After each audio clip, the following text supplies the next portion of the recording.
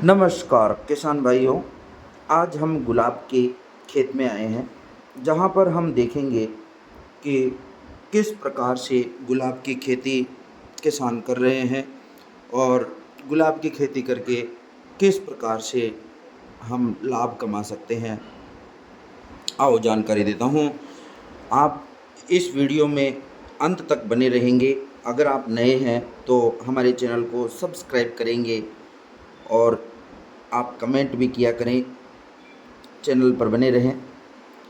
गुलाब की खेती अपने महक और रंग के कारण जानी जाती है।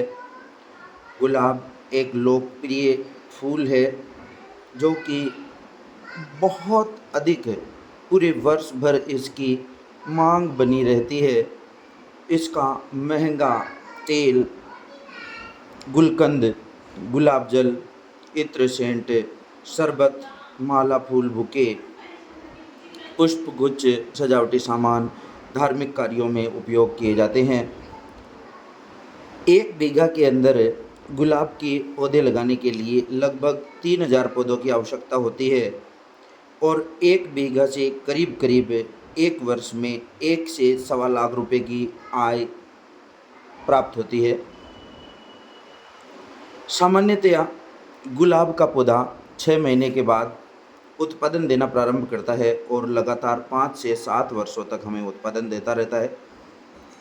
गुलाब की मुख्य रूप से लाल रंग की वैरायटियाँ सबसे ज़्यादा फेमस और इनकी मांग बनी रहती है, परंतु चैती गुलाब, गंगानगरी गुलाब, पुष्कर गुलाब, टी रोज, हाइब्रिड टी रोज, मिनिएचर रोज और फ्लोरिबंडा गुलाब की भी बहुत डिमांड रहती है। ये इसकी अलग अलग वैरायटियाँ हैं।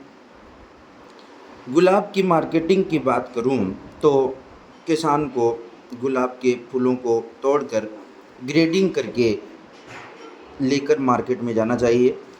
कई फूलों को कलियों में तोड़ा जाता है, कई फूलों को खिलने के बाद तोड़ा जाता है। गुलाब के फूल, कलियां, पंखुड़ियां सभी बिकती हैं। मार्केट में गुलाब 50 पैसे से 1 रुपये औसत प्रति पुष्प के भाव में बिक जाता है। इसके अलावा सीजन पर 5 रुपये प्रति पुष्प तक भी बिक जाता है। कभी कभी मार्केट में गुलाब को किलो के भाव से भी बेचना पड़ता है। गुलाब की खेती के लिए हमें गोबर की खाद, vermi compost, urea, DAP, single super phosphate, gypsum और कैल्शियम जैसे उर्वरकों की आवश्यकता होती है। गुलाब की खेती में मुख्य रूप से एक कटाई छटाई कार्य किया जाता है, जो कि अक्टूबर माह में किया जाता है।